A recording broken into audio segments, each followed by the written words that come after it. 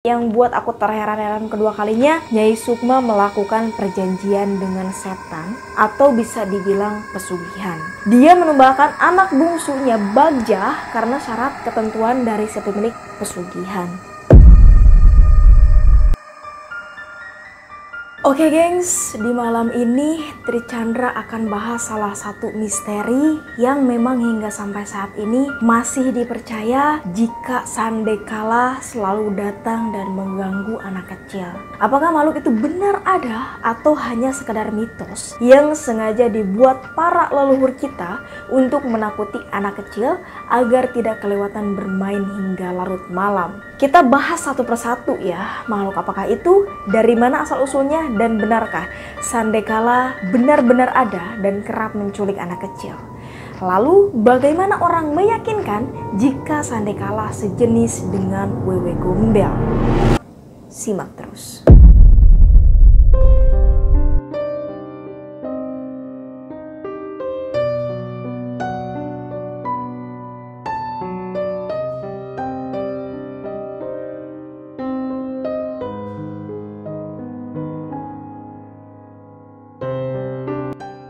Oke gengs, Sandekala atau Sanekala ya, khususnya orang Sunda, masyarakat Sunda itu mereka menggambarkan jika Sandekala berupa makhluk halus atau jin yang mempunyai rupa menyeramkan, bertubuh tinggi besar, memiliki sayap dan bertanduk.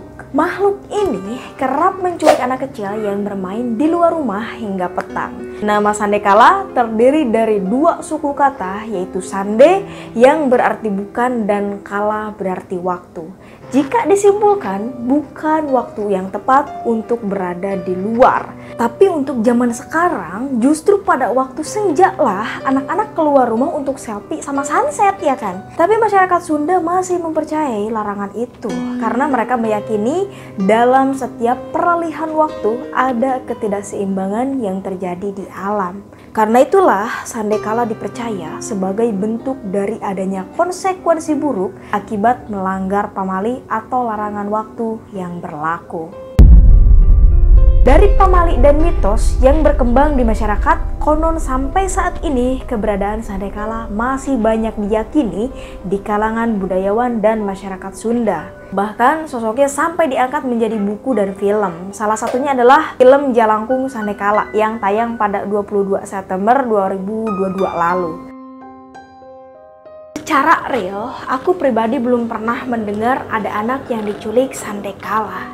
Ini aku ya, tapi anak dibawa pergi Wewe Gombel atau Kolong Wewe itu banyak. Banyak kisahnya gengs. Sementara jika kita bandingkan jelas-jelas berbeda perwujudannya. Menurut masyarakat, Wewe Gombel itu hantu perempuan yang mempunyai payudara yang sangat panjang. Katanya itu untuk gendong anak yang dia culik gitu. Dan hantu itu menyimpan anak yang dia bawa di atas pohon-pohon rindang atau di hutan. Tapi di sini dulu memang ada kejadian anaknya hilang, tahu-tahu ada di kuburan tua gitu. Padahal semua dari tadi cari-cari dia di sekitaran situ, tapi gak kelihatan gengs. Ya entah gimana setelah dibaca-bacain akhirnya ketemu juga gitu. Kalau Sandekala itu tadi kan bertubuh besar dan bertanduk. Tapi di sini ada kesamaan, mereka sama-sama hantu senja dan suka menculik anak-anak. Mungkin aja itu sama, cuma nama dan kepercayaan setiap masyarakat yang berbeda. Tapi jika dilihat asal-usulnya, ternyata Sandekala itu Wewe Gombel atau Kolong Wewe. Seperti yang ditulis oleh Resti Sesta yang diupload 30 Mei 2022 dengan judul Asal-usul Cerita Nyai Sukma Sandekala. Dia cerita banyak banget sampai aku terheran-heran ternyata Sandekala itu Wewe Gombel. Ceritanya ada seorang perempuan, dia berprofesi sebagai penari dan sinden tersohor di tanah Sunda. Dan dia bernama Nyai Sukma. Nyai Sukma memiliki dua anak lelaki bernama Bagja dan Barna. Seiring berjalannya waktu, kepopuleran Nyai Sukma meredup. Karena mungkin banyak saingan atau gimana gitu ya. Dan akhirnya yang buat aku terheran-heran kedua kalinya, Nyai Sukma melakukan perjanjian dengan setan atau bisa dibilang pesugihan. Dia menumbalkan anak bungsunya Bagja karena syarat ketentuan dari si pemilik pesugihan. Si kakak yaitu Barna tidak terima dengan perilaku sang ibu. Akhirnya dia mempelajari hal-hal gaib. dan mencoba untuk melawan Nyai Sukma. Dan entah bagaimana Nyai Sukma berubah menjadi Sandekala. Karena di sini terhenti ya ceritanya, nggak ada kelanjutannya, tapi bisa kita simpulkan kalau Wewe Gombel atau Kolong Wewe itu Sandekala yang menculik anak kecil. Karena merasa kehilangan akan anaknya yang meninggal karena ditumbalkan. Namun versi lain menyebutkan jika Wewe Gombel adalah hantu pribumi Semarang. Wewe Gombel tak hanya ngetop di Semarang, namun juga sampai wilayah Wonogiri, Sragen, Klaten, Yogyakarta, Purworejo, dan beberapa kota lain di Jawa Tengah. Dan Wewe Gombel merupakan jelmaan seorang wanita yang rohnya gentayangan. Itu disebabkan karena ia mati bunuh diri di sebuah pohon di kawasan Bukit Gombel. Sebelum bunuh diri, perempuan itu memergoki suaminya sedang meniduri perempuan lain. Karena marah, si perempuan itu membunuh suaminya.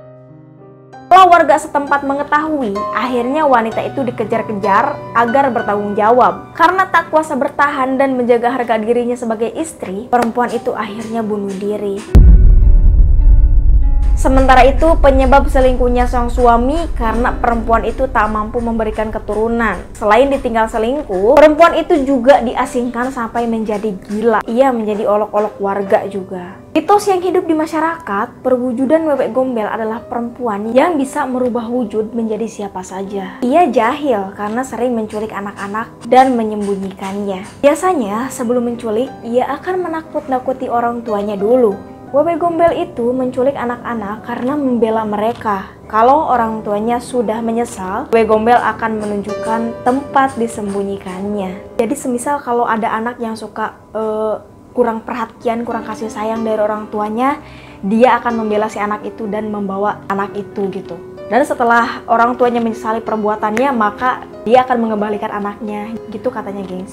Ternyata ketika ada anak kecil yang diculik, dia akan memberi makan kotoran manusia. Kotoran itu diubah menjadi terlihat seperti makanan yang paling ia sukai gitu. Tujuannya memberikan kotoran manusia tersebut adalah membuat anak menjadi bisu agar tidak bisa menceritakan apa yang telah ia alami ataupun bentuk dari Wewe Gombel yang menyeramkan tersebut. Ya memang cerita tentang Wewe Gombel itu banyak banget guys. Jadi kesimpulanku Sandekala dan Wewe Gombel jelas berbeda ya. Sandekala hanya perumpamaan jika main di luar waktu maghrib itu gak boleh.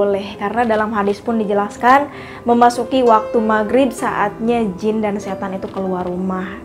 Keluar gitu. Maka dari itu orang tua zaman dulu membuat cerita jika di waktu maghrib akan datang hantu menyeramkan yang akan membawa mereka. Dan sosok itu adalah Sandekala. Mereka nggak salah sih dan berharap di zaman sekarang ini masih percaya akan bahayanya berada di luar di waktu senja. Lebih baik masuk dulu dah, udah malam barulah kita keluar. Kalau emang kakak ya memang pengen keluar gitu. Oke gengs, itu tadi ada ulasan tentang Sandekala yang sebagian orang berpendapat jika Wewe Gombel sejenis dengan itu. Ya pokoknya apapun jenisnya, semoga kita dijauhkan dari hal demikian ya gengs. Oke, sekian dulu di videoku. Buat kalian yang suka tolong like, share juga ke sosial media kalian, dan jangan lupa untuk di subscribe. Tekan tombol loncengnya supaya kalian bisa berlangganan di videoku. See you in the next video.